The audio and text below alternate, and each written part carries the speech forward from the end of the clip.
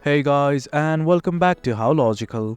In this tutorial, we're gonna look at how to change your profile name in your Amazon account. Now let's begin. Well, as you can see, I have already logged into my account. In case you have not, do log in.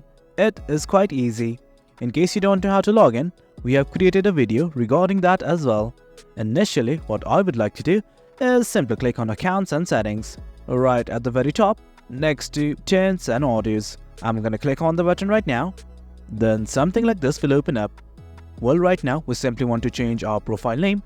So let's simply click on your profiles. From here, select the profile of whose name you want to change. I'm gonna select this one right here. And once you're on this page, well, do note that you can change your account name, contact details and everything from right here. I'm just trying to change my account name. So I'm gonna click on this pencil-like icon right here next to the name. Now simply edit your name. I'm gonna edit it right now. And once everything's okay, simply hit on Save Changes. And guys, that's it. As you can see, I have changed my profile name. And guys, that is the gist of it. Hope you guys found this video informative, and for more content like this, do remember to hit like, share and subscribe. Until next time.